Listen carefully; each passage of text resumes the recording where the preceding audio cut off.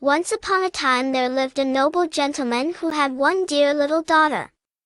Unfortunately her own mother was no more, so her father married a grand lady who had two daughters of her own.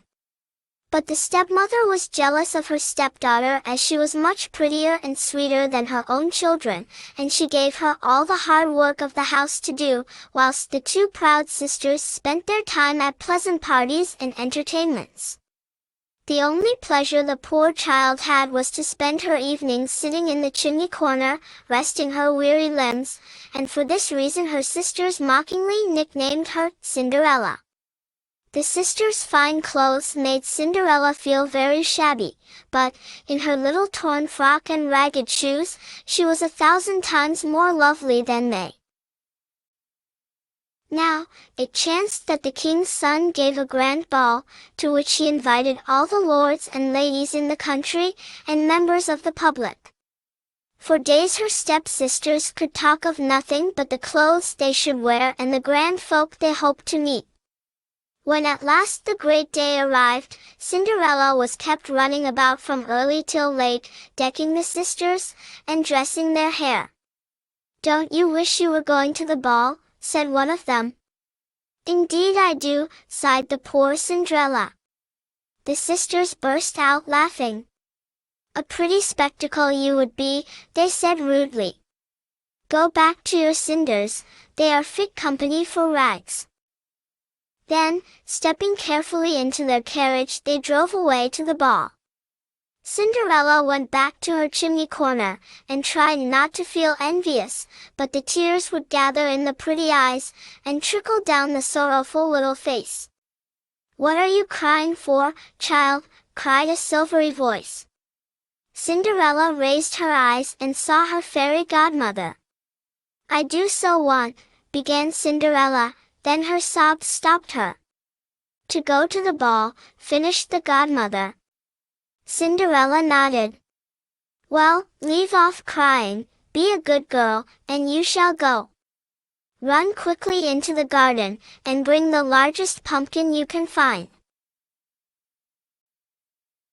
Cinderella could not imagine how a pumpkin could help her to go to the ball, but her only thought was to obey her godmother. In a few moments she was back again, with a splendid pumpkin. Her godmother scooped out the inside, one touch of the wand, and the pumpkin was a golden coach, lined with white satin. "Now, godchild, quick, the mousetrap from the pantry." "Here it is, godmother," said Cinderella breathlessly. One by one 6 fat sleek mice passed through the trap door. As each appeared, a touch of the wand transformed it into a cream-colored horse, fit for a queen. "Now, Cinderella, can you find a coachman?" "There is a large gray rat in the rat trap. Would he do, godmother?"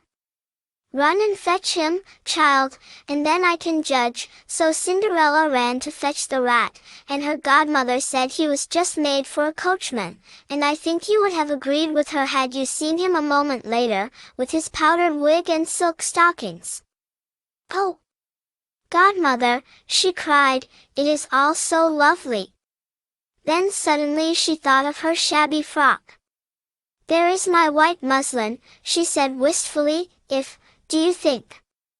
Before Cinderella could realize what was happening, her godmother's wand tapped her lightly on the shoulder, and in place of the shabby frock, there was a gleam of satin, silver, and pearls.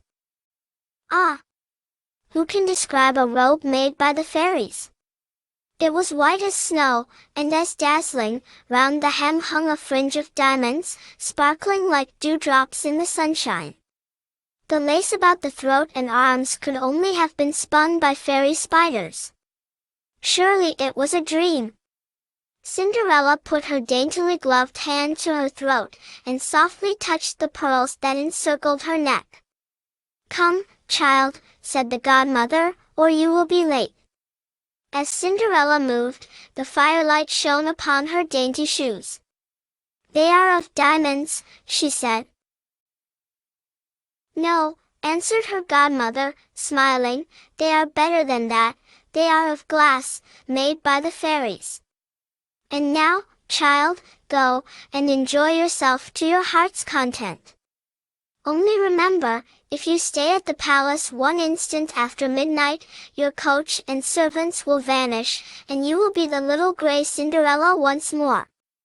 A few moments later, the coach dashed into the royal courtyard, the door was flung open, and Cinderella alighted.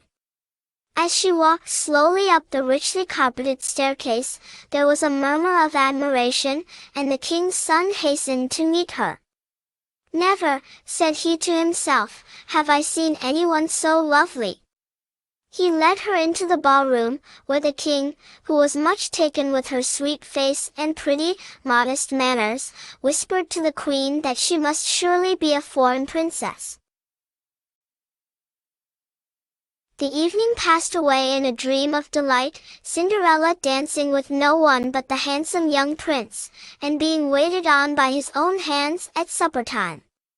The two sisters could not recognize their ragged little sister in the beautiful and graceful lady to whom the prince paid so much attention, and felt quite pleased and flattered when she addressed a few words to them. Presently a clock chimed the 11:15, and, remembering her godmother's warning, Cinderella at once took leave of the prince, and, jumping into her coach, was driven rapidly home. Here she found her godmother waiting to hear all about the ball. "It was lovely," said Cinderella, "and oh, godmother, there is to be another tomorrow night, and I should so much like to go to it." "Then you shall," replied the kind fairy, and, kissing her godchild tenderly, she vanished. When the sisters returned from the ball, they found a sleepy little maiden sitting in the chimney corner, waiting for them. "How late you are!" cried Cinderella, yawning. "Are you not very tired?" "Not in the least," they answered, and then they told her what a delightful ball it had been, and how the loveliest princess in the world had been there, and had spoken to them, and admired their pretty dresses. "Who was she?" asked Cinderella slyly. "That we cannot say," answered the sisters. She would not tell her name, though the prince begged her to do so on bended knee. "Dear sister," said Cinderella, "I, too, should like to see the beautiful princess. Will you not lend me your old yellow gown, that I may go to the ball tomorrow with you?" "What?" cried her sister angrily, "lend one of my dresses to a little cinder maid? Don't even think about it." The next night, the sisters were more particular than ever about their attire, but at last they were dressed, and as soon as their carriage had driven away, the godmother appeared. Once more she touched her godchild with her wand, and in a moment she was arrayed in a beautiful dress that seemed as though it had been woven of moonbeams and sunshine, so radiantly did it gleam and shimmer. She put her arms round her godmother's neck and kissed and thanked her. "Goodbye and enjoy yourself, but whatever you do, remember to leave the ball before the clock strikes 12, the godmother said, and Cinderella promised. But the hours flew by so happily and so swiftly that Cinderella forgot her promise, until she happened to look at a clock and saw that it was on the stroke of 12. With a cry of alarm she fled from the room, dropping, in her haste, one of the little glass slippers, but, with the sound of the clock strokes in her ears, she dared not wait to pick it up. The prince hurried after her in alarm, but when he reached the entrance hall, the beautiful princess had vanished, and there was no one to be seen. The fire was out when Cinderella reached her home, and there was no godmother waiting to receive her, but she sat down in the chimney corner to wait her sister's return. When they came in they could speak of nothing but the wonderful things that had happened at the ball.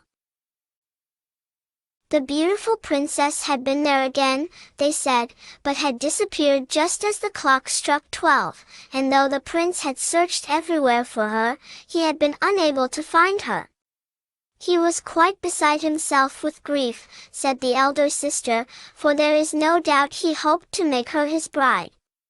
Cinderella listened in silence to all they had to say, and, slipping her hand into her pocket, felt that the one remaining glass slipper was safe, for it was the only thing of all her grand apparel that remained to her. On the following morning there was a great noise of trumpets and drums, and a procession passed through the town, at the head of which rode the king's son. Behind him came a herald, bearing a velvet cushion, upon which rested a little glass slipper. The herald blew a blast upon the trumpet, and then read a proclamation saying that the king's son would wed any lady in the land who could fit the slipper upon her foot, if she could produce another to match it. Of course, the sisters tried to squeeze their feet into the slipper, but it was of no use, they were much too large. Then Cinderella shyly begged that she might try. The sisters laughed with scorn when the prince knelt to fit the slipper on the Cinder Maid's foot, but to their surprise it slipped on with the greatest ease, and the next moment Cinderella produced the other shoe from her pocket.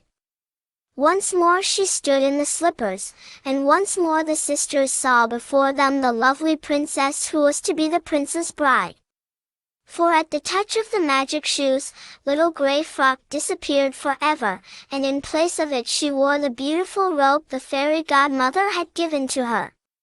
Cinderella then married the prince, and in time they came to be king and queen, and lived happily ever after.